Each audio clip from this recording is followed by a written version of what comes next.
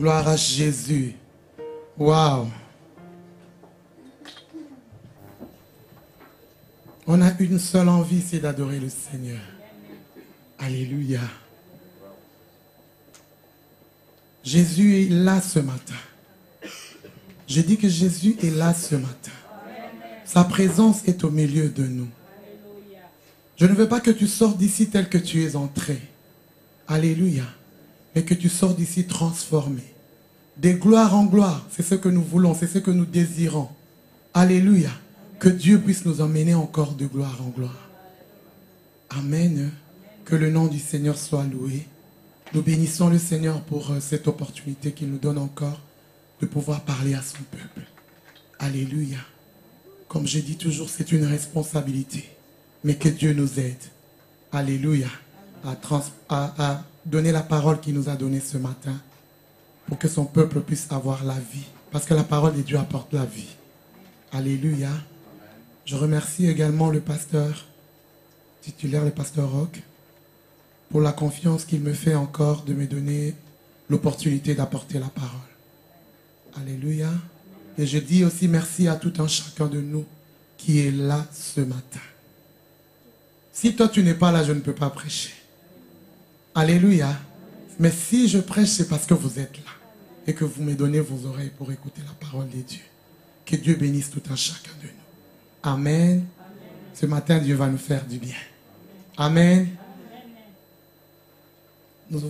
Est-ce que nous pouvons ouvrir nos Bibles dans les livres de Galates 5? C'est un chapitre que l'on connaît.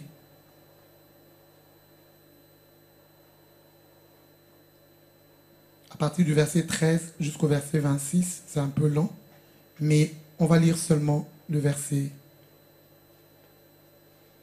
14, 16 et puis 22 à 26. Est-ce qu'on peut s'élever dans la présence de Dieu?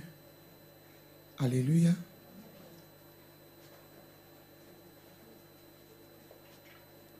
J'ai lu au nom de Jésus, Galates 5, 14.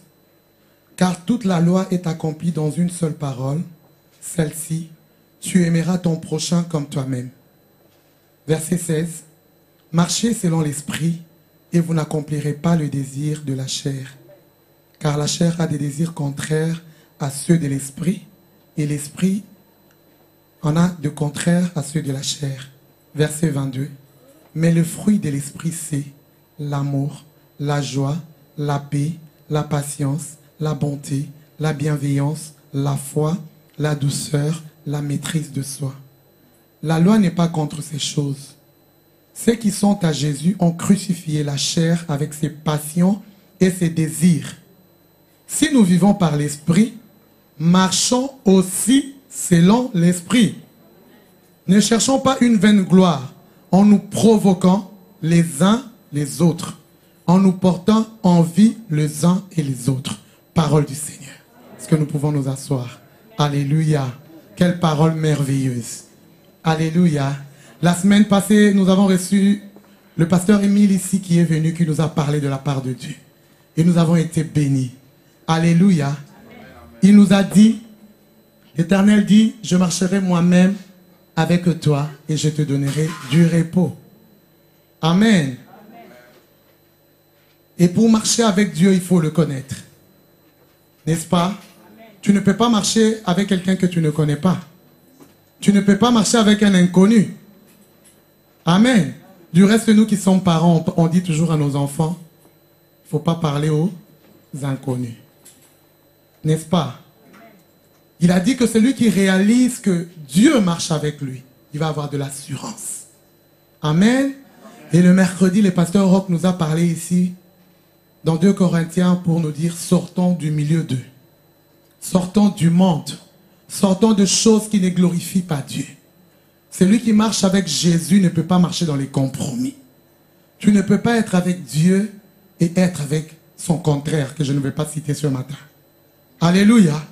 Soit tu es avec Dieu, soit tu es de l'autre côté. Apocalypse nous dit qu'il faut être chaud. Celui qui est tiède, Dieu le vomira. Tiède, c'est quoi? Tantôt chaud, tantôt froid. Tantôt je prie, tantôt je ne prie pas. Quand ça me plaît, je prie. Quand ça ne me plaît pas, je ne prie pas. C'est tantôt, tantôt. Un enfant de Dieu ne peut pas être tantôt, tantôt. Parce que lorsque tu réalises qui est-ce qui t'a sauvé, tu vas marcher dans la crainte de Dieu, n'est-ce pas? Je disais, pour sortir du milieu de, il faut aussi se reconnaître comme étant enfant de Dieu. N'est-ce pas? C'est ce qu'on nous a dit. Amen. Il faut se reconnaître comme être fille ou fils de Dieu. Si toi, tu ne connais pas ton identité, comment est-ce que tu vas marcher avec quelqu'un que tu ne connais pas? Alléluia. Il est temps que les enfants de Dieu mettent les sérieux dans leur vie. Il est temps que nous puissions mettre de l'ordre. Je dis toujours, ça ne servira à rien que nous puissions venir ici dimanche après dimanche, mercredi après mercredi, vendredi après vendredi. Jour après jour, nous venons chercher le Seigneur. Si ce jour-là, la trompette sonne et que nous restons. Mais ma prière est élevée dans mon cœur, qu'aucun de nous puisse rester. Alléluia. Que nous puissions mettre nos vies en ordre. Galates 5,16 nous dit ceci. Marcher selon l'Esprit. Nous sommes dans notre grand thème sur le Saint-Esprit, ses dons et ses fruits, n'est-ce pas? Mais aujourd'hui, j'aimerais parler du fruit du Saint-Esprit. Le fruit du Saint-Esprit. Le fruit. Quand je dis le, donc ça veut dire que c'est au singulier, c'est pas au pluriel. Alléluia. Marchez selon l'Esprit et vous n'accomplirez pas les désirs de la chair. Lorsqu'on parle de marcher, ça veut dire que tu quittes un point A pour aller vers un point B. N'est-ce pas? Donc lorsque je marche, j'avance. J'avance. Lorsque je marche, je me déplace. Je suis en train d'aller vers quelque part. On ne peut pas parler de marcher si tu fais sur place. Alléluia. On ne peut pas parler de marcher si tu fais les reculons. Ça, ce n'est pas marcher, ça c'est reculer. Mais lorsqu'on marche, on avance. On va d'un point A vers un point B. N'est-ce pas? Et la Bible nous dit, marcher selon l'Esprit. Ça veut dire, au fur et à mesure que tu es en train d'avancer dans la vie chrétienne, marche selon l'Esprit. Et avec l'Esprit. N'est-ce pas? Lorsque nous sommes en train de marcher, il y a des choses qui restent derrière nous. N'est-ce pas? Il y a des choses qui restent derrière nous. Et il y a un but que nous voulons atteindre. Lorsque je quitte, par exemple, ici, pour aller, par exemple, au travail, je vais pour accomplir quelque chose. Je ne quitte pas ma maison pour le plaisir de quitter la maison. Je roule, je pars au travail pour s'asseoir et croiser les bras. Non, je me mets à travailler. Donc ça veut dire que lorsque je marche, il y a des choses que je dois faire avec le Seigneur, que je dois accomplir avec le Seigneur. N'est-ce pas? Amen. Amen. Lorsque nous marchons selon le Saint-Esprit, le Seigneur nous aide à accomplir des grandes choses avec lui. La Bible nous dit, avec Dieu, nous ferons des exploits. Bien-aimés, nous sommes des pèlerins ici sur la terre. Je le rappelle toujours, ne vis pas comme si tu avais l'éternité ici sur la terre. L'éternité, ce n'est pas ici sur bas, sur terre. L'éternité, c'est dans le ciel. Nous marchons, nous sommes des citoyens du royaume des cieux. La fois passée, j'avais dit ceci. Un citoyen du royaume des cieux, il cherche à savoir qu'est-ce qui va se passer dans le royaume des cieux. Il travaille pour les choses du royaume. Il marche pour les choses du royaume. Et même lorsqu'il avance, il avance pour les choses du royaume. Amen.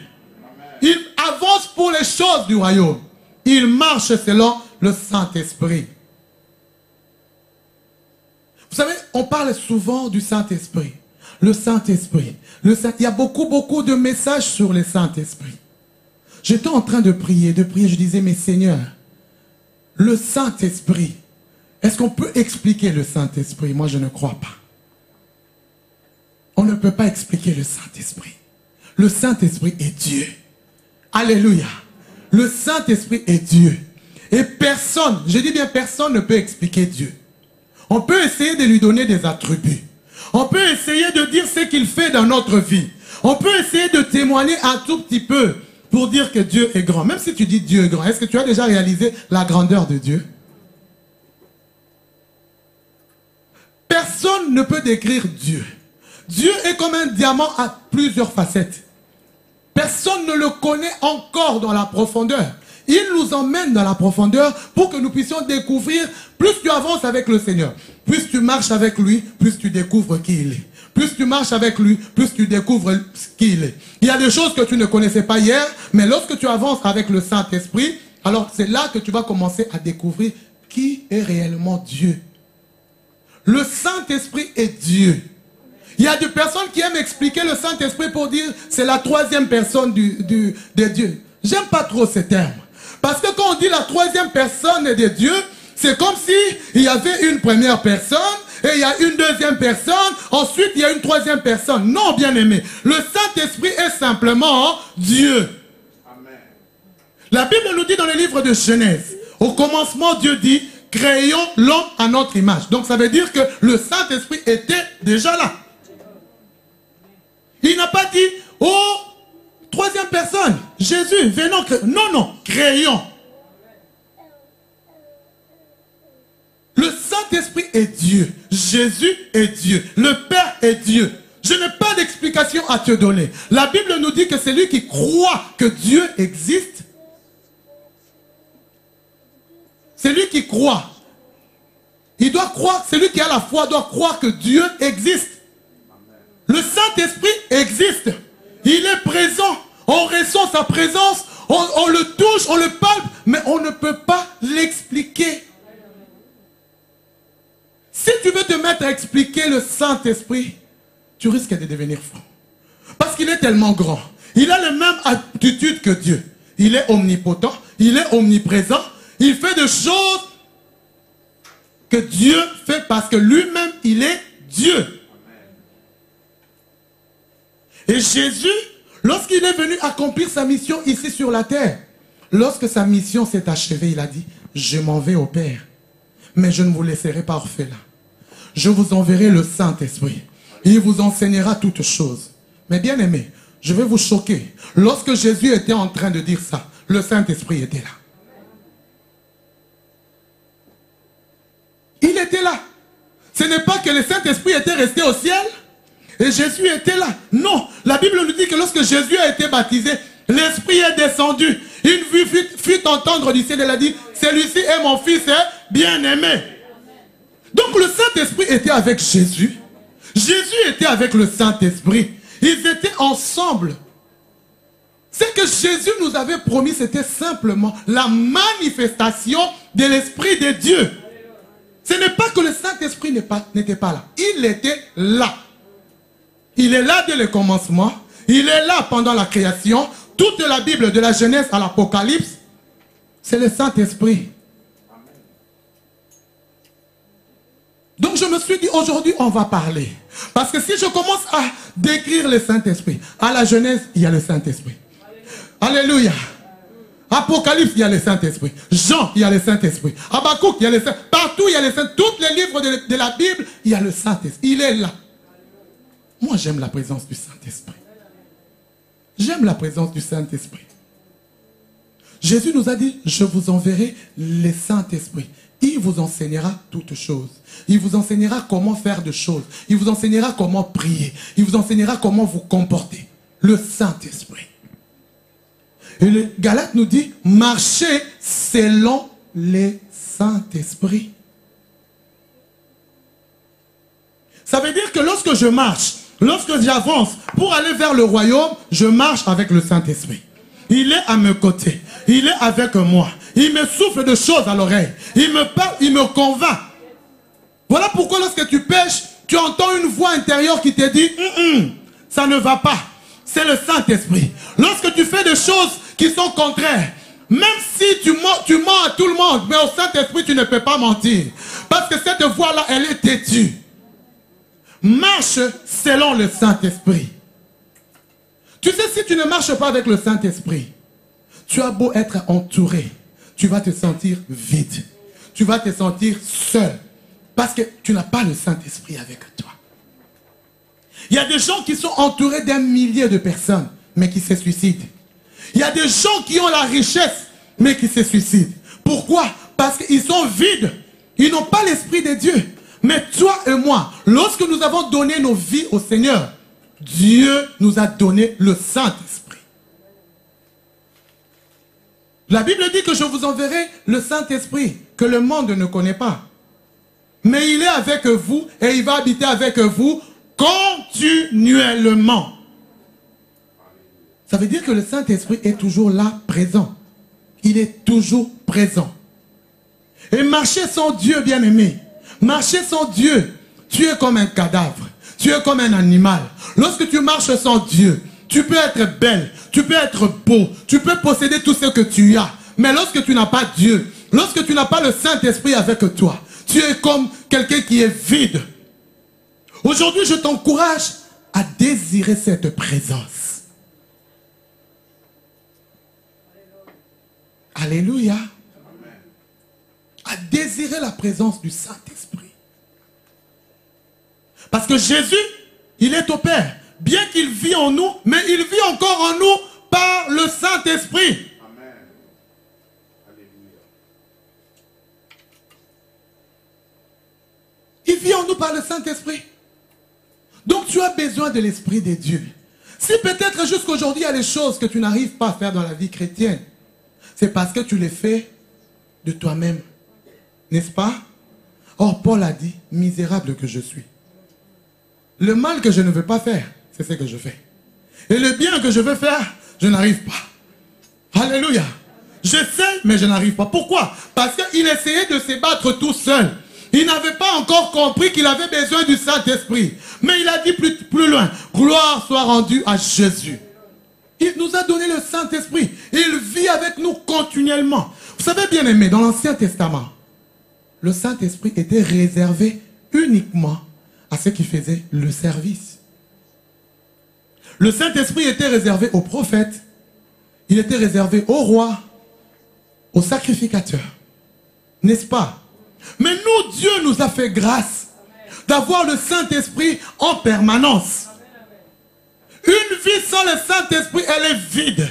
Une église sans le Saint-Esprit, elle est vide. Elle peut paraître remplie, mais en soi, elle est vide. Parce que l'Esprit de Dieu n'est plus là, ou bien n'est pas là. Parce qu'on peut attrister le Saint-Esprit. La Bible nous dit, ne vous n'attristez pas le Saint-Esprit. Parce que lorsque vous l'attristez, il se retire, il se met à l'écart. Il y a des gens qui disent que Dieu ne se répand pas de ses dons, mais Dieu n'habite pas dans les péchés.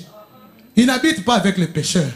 Toi, tu marches avec les pécheurs, tu fais des choses qui ne glorifient pas Dieu, après tu dis que Dieu ne se répand pas de ses dons. Non, bien-aimé, répands-toi.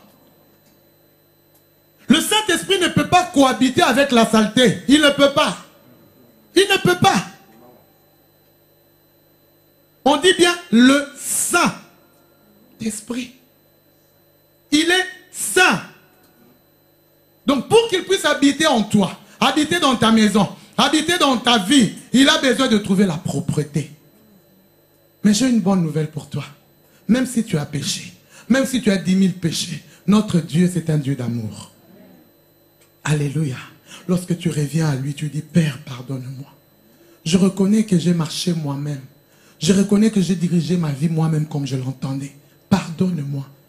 Esprit de Dieu, viens habiter avec moi. Vous savez, vous devez désirer la présence du Saint-Esprit. Vous devez le désirer. Et lorsque tu le désires, il vient. Il habite avec toi et tu commences à marcher avec lui.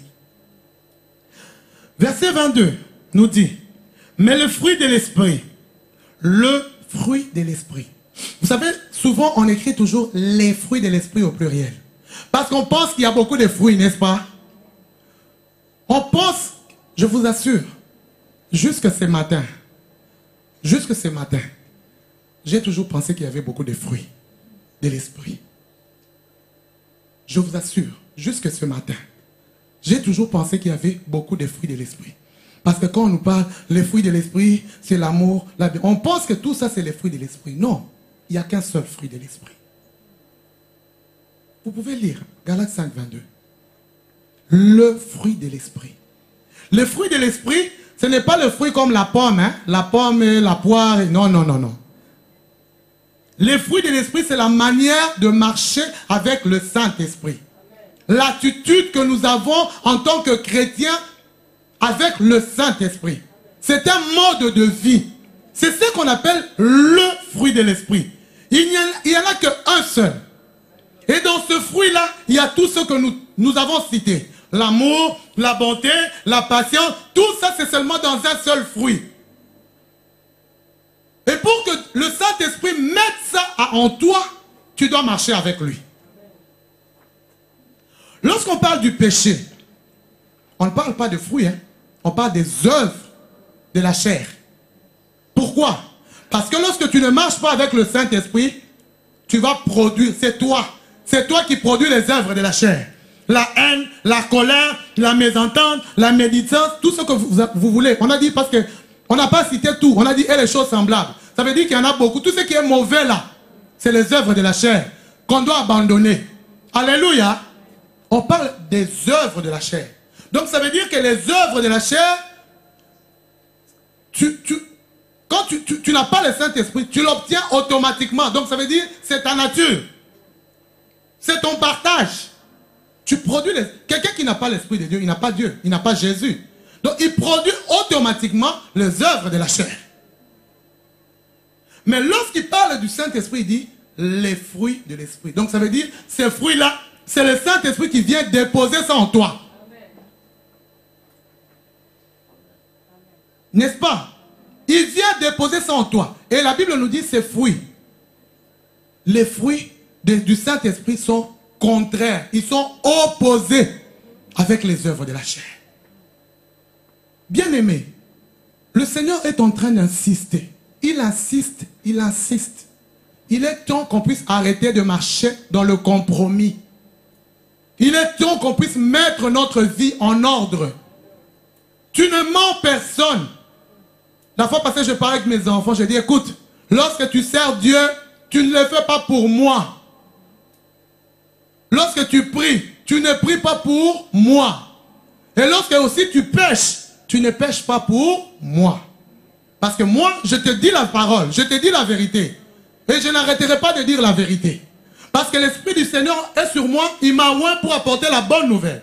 Et la bonne nouvelle, c'est abandonne le péché. Jésus t'aime, il veut que tu puisses l'accepter dans son cœur, dans ton cœur comme Seigneur et Sauveur, et que tu puisses abandonner ta vaine manière de vivre. C'est par amour que Jésus est allé à la croix pour nous. C'est par amour qu'il nous a envoyé le Saint-Esprit. Nous devons arrêter de marcher. Pardon, excusez-moi.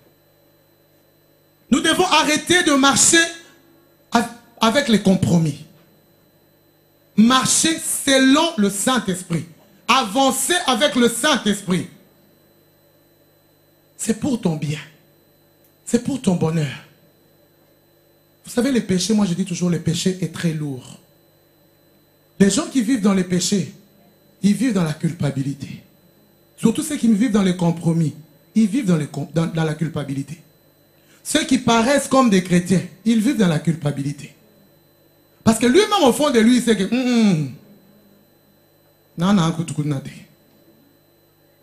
il le sait. Mais tu fais du mal à qui? À toi-même. Tu te réveilles le matin. Je dis toujours, make-up, poudre, 4 couches. Hein? Tu mets ta plus belle robe, costume, cravate. Tu fais toutes ces choses-là. Beau jean, stylé. Tu viens à l'église. Tout ça pour rien. Ah, rien. Je ne veux pas que vous aussi, lorsque Jésus-Christ reviendra, qu'un seul de vous puisse rester. Voilà pourquoi je viens vous dire, répentez-vous.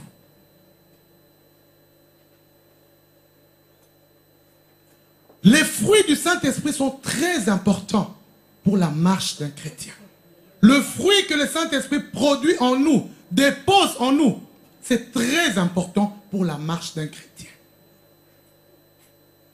Vous savez, dans le monde, ici, comme on dit, humainement, ou bien je ne sais pas comment on dit, on nous dit toujours de manger 5 fruits. Hein? 5 fruits et légumes, n'est-ce pas? Pourquoi? Parce que les fruits nous apportent des vitamines. Les fruits nous apportent les calories. Alléluia. Ils nous apportent beaucoup de choses. La vitamine C, A jusqu'à Z, et je ne sais pas. Ça apporte beaucoup de choses dans le corps.